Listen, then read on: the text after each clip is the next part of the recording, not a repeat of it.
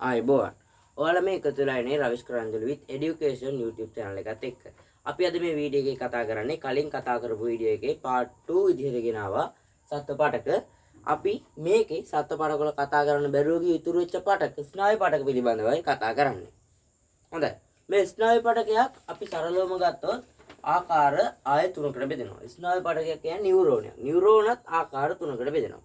අපි මේ වීඩියෝ එකේ ඒක පිළිබඳව කතා කරමු. හොඳයි. ස්නායු පාඨකයක් කියලා කියන්නේ පෘෂ්ඨවංශී දේහයේ ස්නායු පද්ධතියේ නිර්මාණය වී ඇති පාඨක ස්නායු පාඨකයි. පෘෂ්ඨවංශී දේහයේ ස්නායු පාඨක නිර්මාණය වී ඇති පාඨක ස්නායු පාඨකයයි. ස්නායු පාඨකේ නිර්මාණය වී ඇත්තේ ස්නායු සෛල හේවත් නියුරෝන වලිනි. ස්නායු සෛල හේවත් නියුරෝන සෛල. ඒ වගේම නියුරෝන වල ලක්ෂණ ගැන කතා කරොත් සෛල දේහය හා ප්‍රසවයේ විදිහට කොටස් දෙකයි. මයිටොකොන්ඩ්‍රියම, න්‍යෂ්ටිය, ගොල්ගි දේහ, රයිබෝසෝම වැනි කුඩා ඉන්ද්‍රියකා පිහිටනවා. සාමාන්‍ය මෙව නෝමල් සාමාන්‍ය සෛලයකත් පිහිටනවා. ඒ වගේම තමයි අක්ෂණය මගින් ආවේග සෛල දේහයෙන් ඉවතටත් අනුශාකිකා සෛල දේහයටත් ආවේග සම්ප්‍රේෂණය කිරීම මේක සිද්ධ කරනවා. ඒ වගේම මයිලින් කොපු පිහිටනවා.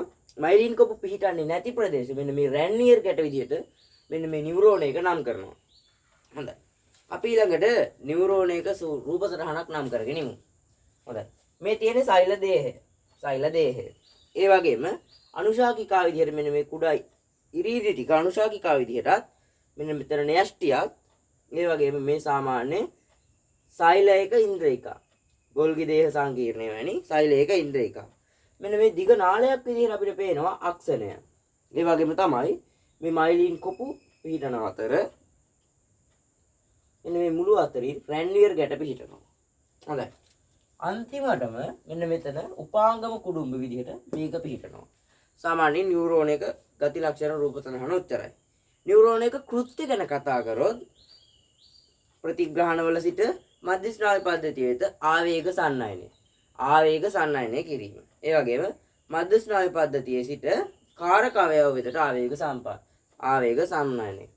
මධ්‍ය ස්නායු පද්ධතියේ සිට කාරක අවයව වලට ආවේග සන්නයනය කිරීම තමයි මෙන්න මේ නියුරෝන වල කෘත්‍ය විදිහට නම් කරන්නේ. අපි ඊළඟට නියුරෝන ආකාර 3 පිළිබඳව කතා කරමු. අපි මුලින්ම චාලක නියුරෝනය ගැන කතා කරමු. චාලක නියුරෝනයක්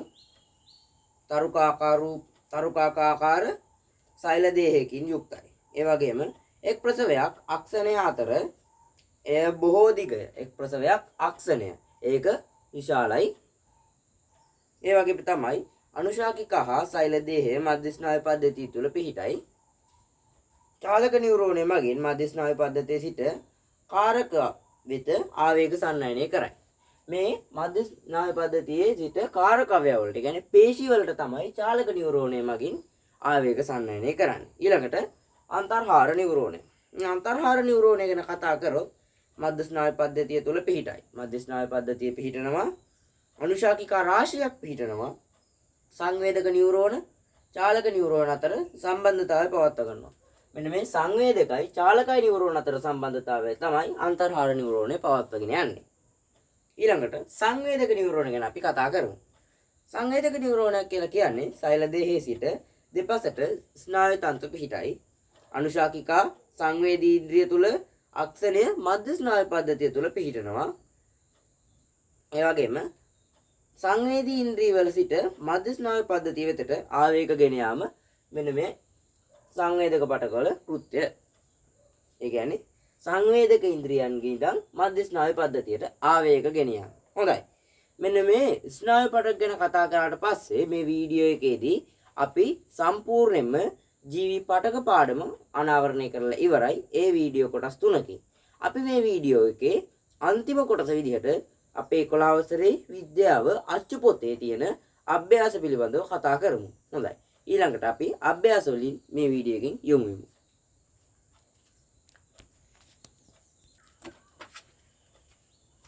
හරි. අපි අද මේ පාඩමේ අවසාන කොටස විදිහට අභ්‍යාස වලට යමු. අභ්‍යාස වලින් අපි ඉස්ලාම් බහුවර්ණ කොටස් ගැන කතා කරමු. නිවැරදි පිළිතුරු යටින් ඉරක් අදින්න. පහත දැක්වෙන සෛල අතරින් අජීවී සෛල වර්ගය කුමක්ද? තන්තු, මෘදුස්තර, ස්ථූල කෝණාස්තර, පෙනේර සෛල. මේකේ උත්තරයට තමයි තන්තු. ඒ වගේම සංකීර්ණ පාඨක වර්ගය කුමක්ද? මෘදුස්තර, ශෛලම, දෘಢස්තර, ස්ථූල කෝණාස්තර. මේකට උත්තරේ ශෛලම පටක. හොඳයි. ඊළඟට තුන්වෙනි ප්‍රශ්නේ. ශාක පටකය නිරීක්ෂණය කිරීමේදී පහත සඳහන් ලක්ෂණ දක්නට ලැබුණි. සමවිස්කම්බක සෛල, විශාල රික්තකයක් ඇත, සජීවී සෛල. මේකට උත්තරේ විදිහට ස්ථූල කෝණාස්තර පටක අපිට ගන්න පුළුවන්. ඊළඟට කංකාල පේශී තන්තුවක් සම්බන්ධයෙන් නිවැරදි ප්‍රකාශය කුමක්ද? තර්කරූපී හැඩයක් ගන්නවා, හරස් විලේඛන දරනවා, ඒක න්‍යෂ්ටිකයි, කිසි විටක වෙහෙසටපත් නොවේ. මේකට උත්තරේ හරස් විලේඛන දරනවා. මොකද මේ කංකාල පේශී සෛල සෑම විටම වෙහෙසටපත් වෙනවා. ඒ වගේම තර්කරූපී හැඩයක් නැහැ, බහු න්‍යෂ්ටිකයි. හොඳයි. ඊළඟට පස්වෙනි ප්‍රශ්නේ විදිහට ශිෂ්‍යයෙක් සත්ව පටකයක් ආලෝකනිරීක්ෂණයෙන් පරීක්ෂා කිරීමේදී පාදස්ත පටලයක් මත පිහිටන බව ප්‍රකාශ කරයි. එහෙනම් මේක අනිවාර්යයෙන්ම අපිච්චත පටකයක්. එම පටකය විය හැක්කේ පහත සඳහන් ඒවායින් කුමක්ද කියලා අහනවා. අපිච්චත පටක, සම්බන්ධක පටක, පේශි පටක, ස්නායු පටක. කිසි දෙයක් නැහැ. අපිච්චත පටක තමයි මෙන්න මේ ලක්ෂණ තියෙන්නේ. හොඳයි. ඊළඟට පහත සඳහන් ප්‍රකාශ අතුරින් හෘද පේශි තන්තු පිළිබඳ නිවැරදි ප්‍රකාශය කුමක්ද? නිර්විල්ලිතය, අන්තරස්ථාපිත මඩල පිහිටනවා, බහු න්‍යෂ්ටිකයි, දිගු සිලින්ඩරාකාරයි. මේකට උත්තරේ දෙවෙනි එක අන්තරස්ථාපිත මඩල පිහිටන එක තමයි හෘද පේශි වල ලක්ෂණයක් විදිහට මෙතන ගන්න වෙන්නේ. හොඳයි. ඊළඟට තියෙනවා පහත සටහන් රූප සටහන් වල දැක්වෙන පටක වර්ග නම් කරන්න. හොඳයි. මේ දැක්වෙන පටක වර්ග තමයි අපි මේ බෝඩ් එකේ ඇදලා තියෙන්නේ. ඒ හා සමානවම පටක වර්ග. මෙන්න මේ A ආකාරයෙන් දැක්වෙන්නේ දෘಢස්තර පටකයක්, B ආකාරයෙන් දැක්වෙන්නේ ස්ථූල කෝණාස්තර පටකයක්. මොකද ඒක අඳුරගන්න ලේසි. මේ හරස්කඩ ඝන වෙලා තියෙනවා. මේ තියෙන්නේ C එකේ මෘදුස්තර පටකයක්. හොඳයි. මෙන්න මේ පටකාකාර ගැනත් අපි කතා කරා. දැන් කතා කරන්න තියෙන්නේ හතරවෙනි ප්‍රශ්නේ. මිනිසාගේ හෘද පේශි තන්තු හා කංකාල පේශි තන්තු අතර ව්‍යුහමය වෙනස්කම් දෙකක් දක්වන්න. හොඳයි. කංකාල පේශි පටකයක් ඉච්ඡානුගව ක්‍රියා කරනවා. ඒ වගේම හෘද පේශි පටක අනිච්ඡානුගව ක්‍රියා කරනවා. ඒ වගේම තමයි කංකාල පේශි පටක දිගටි සිලින්ඩරාකාරවයි තියෙන්නේ. ඒ වගේම කංකාල පේශි පටක බහු න්‍යෂ්ටිකයි, හෘද පේශි පටක ඒක න්‍යෂ්ටිකයි. හොඳයි. මේ ප්‍රශ්නේ ගැනත් අපි කතා කරා. ඊළඟට අන්තිම ප්‍රශ්නේ, පස්වෙනි ප්‍රශ්නේ පහත සඳහන් රූප සටහන් වල දැක්වෙන සත්ව පටක වර්ගය හඳුනාගෙන නම් කරන්න. ඒ පටකය තමයි අපිච්චත පටකයක්. ඒක පාදස්ත පටලයක් මත පිහිටන හින්දා අපි අපිච්චත පටකයක් විදිහට අපිට ආයෙ කිසිම තර්කයක් නැතුව ඉදිරිපත් කරන්න පුළුවන්. B පටකේ නියුරෝනයක්. මොකද මේකේ අර කලින් කතා කරා අපි නියුරෝනය ගැන. ඒ වගේම තමයි ඒ නියුරෝනයේ තියෙන අදාළ ගති ලක්ෂණ සම්පූර්ණයෙන් පිහිටනවා. ඊළඟෙම C පටක ආකාරය තමයි හෘද පේශි පටක. මොකද හෘද පේශි පටක වගේම තමයි කංකාල පේශි පටකත්. ඒ වුණාට කංකාල පේශි දිගට සිලින්ඩරාකාරයි. මේකේ දිගට සිලින්ඩරාකාරයක් නැහැ. ඒකින්ද මේක අනිවාර්යෙන් හෘද පේශි පටකයක්. හොඳයි. මේනම් මේ ජීවි පටක පාඩමේ සම්පූර්ණ අපි විස්තරාත්මකව කතා කරා. අපි ඊළඟට මේකේ පොඩි රිවිෂන් එකකට යමු වෙමු.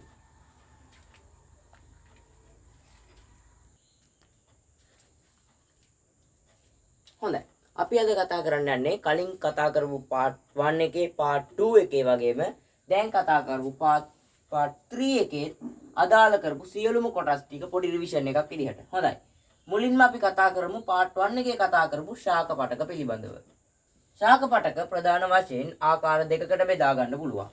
එකක් විභාජක පටක, අනිත් එක ස්ථිර පටක. මේ ස්ථිර පටකත් ආකාර දෙකකට බෙදෙනවා. විභාජක පටක ප්‍රධාන වශයෙන්ම ආකාර තුනකට බෙදෙනවා. එකක් අන්තරස්ත, අග්‍රස්ත, පාර්ශ්වික. හොඳයි. ස්ථිර පටක ආකාර දෙකක් බෙදෙනවා. සරල ස්ථිර, ඒ වගේම සංකීර්ණ ස්ථිර. මේ සංකීර්ණ ස්ථිරත් සරල ස්ථිරත් ආය ආකාර කීපයකට අපිට බෙදා ගන්න පුළුවන්. මේ සංකීර්ණ ස්ථිර ශෛලම පටකත් ෆ්ලෝයම් පටකත් විදිහට බෙදෙන අතර මෙන්න මේ සරල ස්ථිර මෘදුස්තර, දෘಢස්තර, ස්ථූල කෝණාස්තර විදිහට අපිට බෙදා ගන්න පුළුවන්. අපි ඊළඟට මේකේ අන්තිම කොටස විදිහට සත්ත්ව පටක පිළිබඳව කතා කරමු.